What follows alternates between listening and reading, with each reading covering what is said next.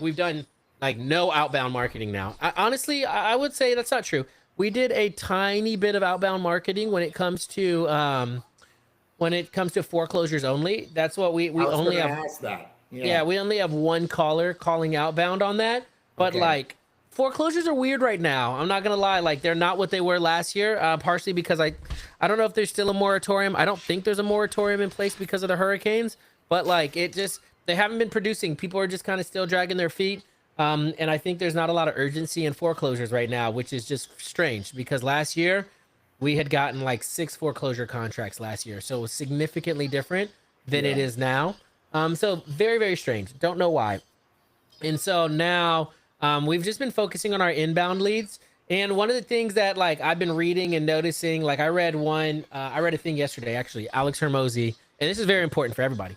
Alex Hermosi, he posted this thing and he was like, I had one guy come in with some absurd stats. And he was like, he's closing 50% of his leads. And it's like not like qualified, like not like appointments, like 50% of his leads. And he's like, I asked him how he did it. And he said he has one person, he pays them $60,000 a year to anytime a form is filled out or somebody inquires with them, within 60 seconds, they are required to call them back, like respond and call them back within 60 seconds. And so Wow. he was like, wow, how many leads a Any day? time of day, Any like 2 whatever, a.m. in the morning. drop what you're doing and call them. And so like maybe I don't know, it's probably within the time frame, but the Yeah. time frame is probably like before 10 p.m. So Okay. it was like drop what you're doing and call them no matter what. And it was like, how many calls a day or how many leads a day do you get in? And he's like, just 3. So like they get paid 60 grand to call 3 leads a day. That is it, within Okay. 60 seconds of them filling out a form or calling. So like notifications are crazy on that because like they get paid 60K for 3 calls a Yeah. day. Mm-hmm. And so now they're closing at a 50% rate because of it.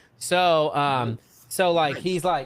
he's like, man, at the end of the day, the most important thing comes down to how quickly you are to respond to your leads. So I put it on our team this morning where I was like, guys, it is speed to lead. When it comes to inbound marketing, they are filling out 800 other forms. Like it is absolutely speed to lead. You got to make sure that you are on these people, or else they're going to be out looking for somebody else. Like Yeah, they're they're going to be talking to optimists. somebody else, and it's not going to work. So we got to make sure that we are on top of all of our leads, making sure that we are, you So know, you, so are you guys calling them, Devin, before they actually complete the lead? Like the minute they pop that number in there, it's coming through on your end, and you're calling them while they're still on the forum. no. So like, Because I've heard people do that. That's yeah, I'm sure. We don't have that, and it's smart because like their phone is in their hand, right? So like if we're talking to somebody though and we're texting them, then we'll call them because their phone is in their hand. okay. So that's something that you want to think about too. Is like, what's that conversation like, or like, what are they doing? Like now, depending on the time of night or something like that. One thing that we have done is I have begun sending out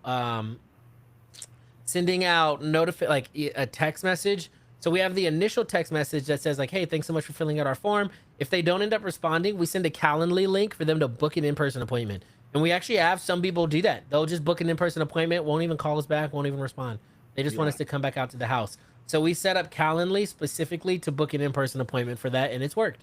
So And that's been have interesting. those appointments worked? As in, like you show up to the house and they're actually We're there about to to have our do. first. So full Okay. transparency, like we're straight up about to have our first. So I Okay. don't really know. Maybe.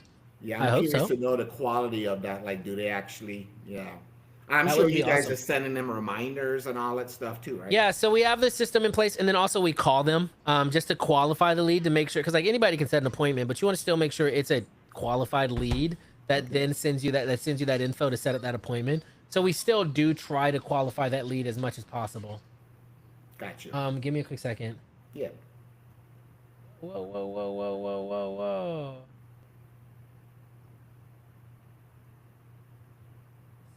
Sorry,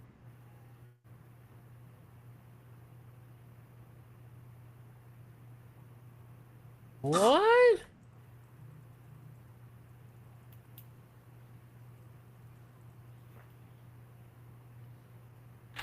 Oh my gosh, what a time to be alive, man. Deals. Real estate sucks. Real What's estate. going on, man? I don't know. I'm not trying to buy no real estate anymore. People just kill me. All right. So yeah, so that's when leads come in, that's what we do. Right now we are paying, I'm actually trying to run my own Facebook ads. Just because like Facebook ads can be right now we are getting about like pretty much like we're around the $100 to $150 a lead. Okay. Which is pretty good because like we'll pay if you're paying for Charlotte leads on PPL, then you're paying like 250. Even direct mail is around 250 in Charlotte. It's pretty motivated. But today, let me see. Oh no, today I spent $179, gotten 3 leads, so I'm paying $60 a lead today. Ah, brought that Pretty good. average. That yeah, nice. Yeah, nice. 3 leads today. But yesterday, what was it yesterday? Yesterday we're at 158 a lead, so 2 leads on What are 316. you considering a lead? Like a qualified, like this person? Is When they're legit? inbound, they're qualified, man. So like Okay. the majority, like you're gonna qualify at least 60% of the inbound leads. If you get on it quickly and you call it, then 60% of them are gonna be qualified Okay. because they're interested in selling. They have some sort of motivation that made them reach out. So you just have to have the exit strategies for them. We're finding that a lot of our leads are on the market, which is fine. Because we pitch. I mean, I did a whole training that I'm gonna upload on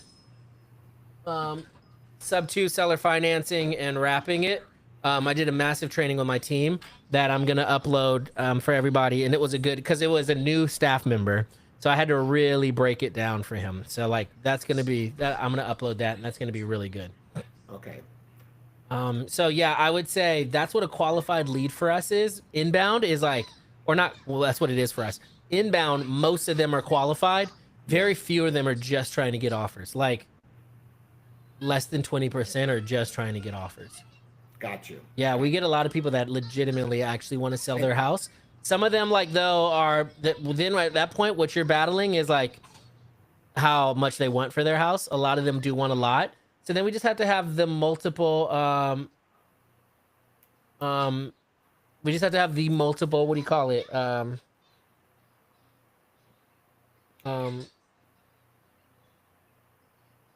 We just have to have multiple exit strategies. So for us, we're utilizing a lot of sub 2. We're also utilizing a lot of sub 2 and seller finance. So both together, where we sub 2 the underlying mortgage and they still want more. So then we seller finance the amount more that they want over 10 years, which works for us because then like we can still wholesale that. Like we still wholesale more than you think. Oh, I'm live on YouTube right now. Who knew? We still wholesale a lot more than you think to people that are we actually are starting to do more like seller finance wraps. And what that means is we are taking we're holding the seller finance note. And then what we do is we sell it to somebody who either can't like get a mortgage, can't qualify for a mortgage because either like an immigrant or something like that. They actually sit on a lot of cash and they can put down 40K. So while we'll pay 20K for a down payment to a seller, they'll pay us 40K. And then if we got it at 3 or 4%, we'll rent it out, or like, no, we'll sell it to them at 7%.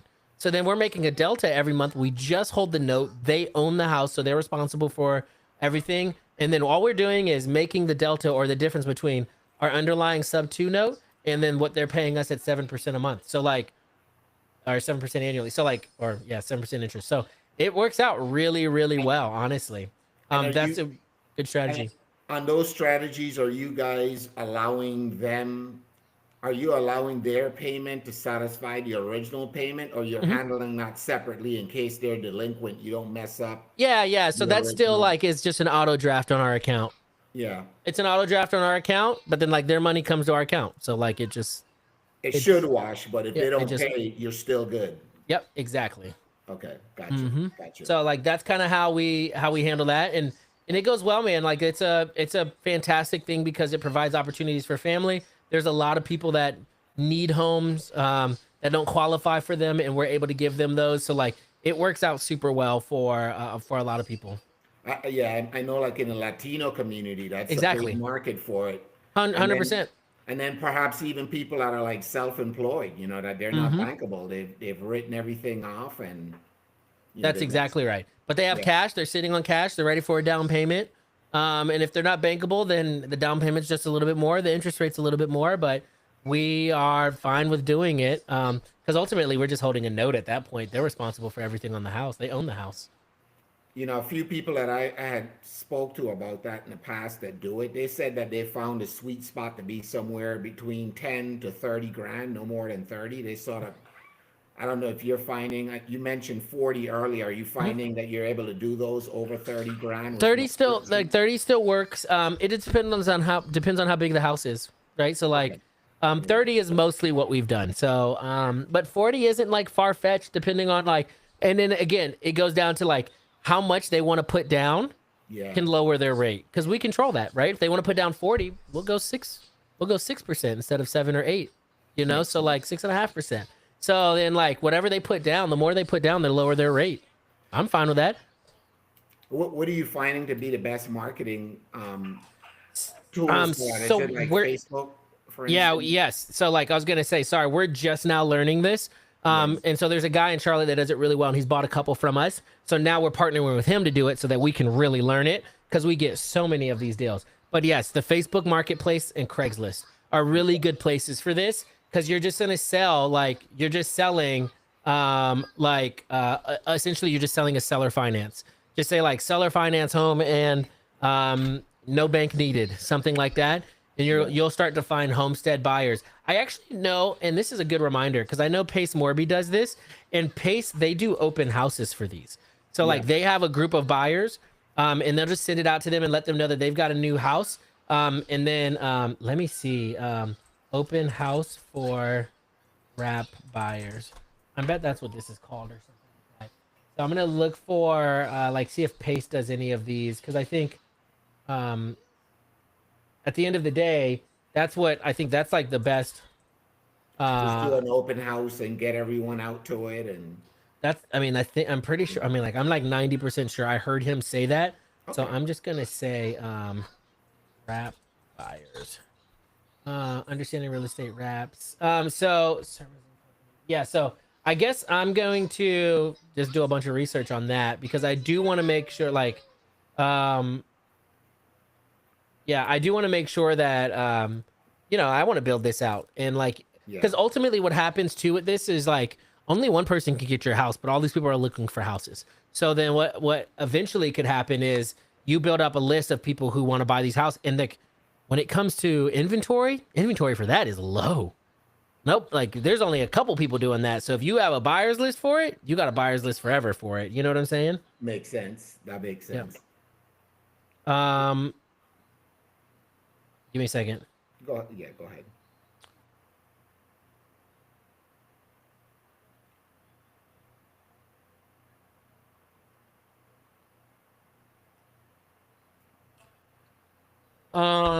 Yeah. So,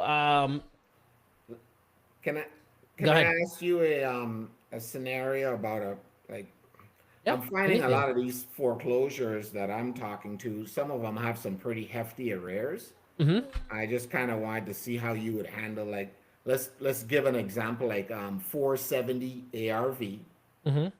200 principal balance, 4.5% VA loan, 30-year AM, but 180 arrears. Good night, bro. Market. Got to go to the market.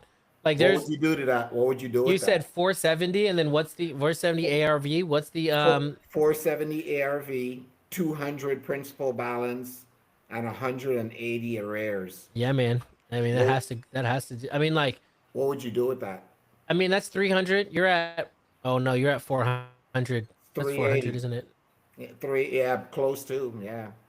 What would you Oh do no, with that? 400 and yeah. So like something like that, you would either have to I mean you would have to list it with there's no sub to in that. It would have to be like listed or a potential I mean I think it would qualify to list as a short. I don't think I don't know anything about short sales. I'm just gonna be straight honest about that. I've never done short sales. You can name anything else about residential real estate, and I could tell you.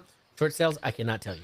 So, And that's where I was my only going with thought this. process on yeah, it would probably have to be something like a short sale that then at least like satisfies a port, like negotiate down and satisfies a portion of it, but like it would just have to be a short sale, listing it with the realtor and satisfying as much as you can, because it would have to go on the market. That's it. That's it. There's no cash buyer that's going to come in that high. It has to be like, I think we're going to run into a lot of those short sale scenarios. We're running into a ton of subject to seller finance scenarios right now. So like, I would say it would have to run into, like at that point, you're running into just a straight up short sale scenario. Okay, got you. Yeah, that's tough, man. And I wish I knew more about it, honestly.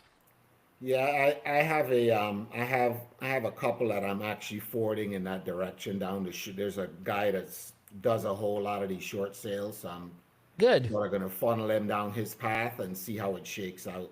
Yeah, that's great, man. 'Cause That's I fantastic. wasn't sure what else to do with it. I was curious to know what you would do with something like that. Yeah, I would say like that is straight up a short sale scenario. That's that makes it really tough when you have when you don't have any equity, but it's too much to be, because like when it doesn't have equity, I mean like I'll sub to no equity deals, like whatever, I'm fine with that. I'll sub to no equity deals, and I'll also sub to like wrap those no equity deals. That's fine to put a renter in there, and have them pay for that, especially if the interest rate is low. But man, when you got such high arrears like that, it The makes it entry almost fee. impossible. Yeah, yeah. That It really the does. entry fee to get into that deal is just so high. I mean, I don't. It's insane, man. Yeah. That's insane. That's tough. That's tough. Give me a quick second. Okay, I'm sure. gonna have to switch over to my phone just because I got to go pick my kids up from school now. My Okay. wife being out of town is really like, woo, it's a Yeah. lot. It's a lot, man. Because I got 3 kids and I'm just like, You're a what? wonderful husband. I know she appreciates you. I hope so, man. I try to be. I try to be. So I'm gonna try to jump into this with you. Um, join studio via app. Well, it should be. Oh my gosh, I gotta download the app. Man, look, I know you got a lot going on. We could chop it up another time. That's cool. So I am going to. It looks like a lot of people couldn't make it on this time, and so I still want to make sure that everybody can get in. So we're gonna set up a secondary time. It probably will be soon. So Tuesdays at 2 wasn't a good deal. No, just not this week. But Tuesdays at 2 is a good deal. But just Okay. like this week was like, whoa. Yeah, But yeah. other than that, Tuesdays at 2 is a good deal, I will say. Okay. All right. Does that work for you? Yeah, if I know in advance, then I can block it out on my calendar and make Yep. it, it just happened like when you put that thing in the chat that I just literally got off another call. I Oh, was like, nice. shoot, this worked out great. Let me hop Oh, on that's real quick. perfect. Yeah, yeah. Well, I hope that I could have been even slightly helpful for you right now. Yeah, yeah, it is. And so basically like your inbound calls, that's all it's not foreclosures. You guys are just doing outbound one caller reaching out to foreclose. Are you guys door knocking at all now? I have one guy, but he's not doing it consistently. He's kind of switched over to our inbound marketing right now because that's like he's like, well, there's a little bit more low hanging fruit there. So, no, I mean like we've switched out. I think I'll probably move him back in because we are adding some more salespeople. So I probably will end up moving him back out to like just focusing on foreclosures and then Yeah. going from there. So, because it still is a good bread and butter play. Like I think you have to have that in there, and there has to be some sort of balance. And right now, like we're such a pendulum on that, that there hasn't been that much balance. But I definitely want to bring that back. Yeah, I got one locked up here recently, man. Let's And I was trying to go. do a fast sale on it, and once I send it into the attorney, there's like apparently there's some deceased owners on the title, Oh, deceased owner. heirs. Yeah, I love that. Yeah, so now we had to like get the auction stopped and do so Hmm. the owner Beginning they that filed for process. bankruptcy and all that good stuff. So now we're trying to track down heirs. And Yep. is Good there a Lord. particular attorney you prefer using for that kind of stuff when it I'm, gets sticky like that? oh, I do have a couple of. What are you doing, baby? Why are you opening my mail? You trying to pay them bills? So I do have a couple of like probate people that yes, that I can send you. But 24-hour title is a pretty good attorney for us. I mean, they help us with the Yes, that's sticky where I stuff. started out, but yeah, Yeah. he kind of didn't want to. It got a little hairy for him, so. Yeah, which if it gets hairy for Harry, then it's not great. But All um, right, all right, I gotta run. we'll catch up, man. I will. We will for sure. Thank you, man. I appreciate you. All right, Devin, take You care, the buddy. man. Yeah, man. But all right, baby.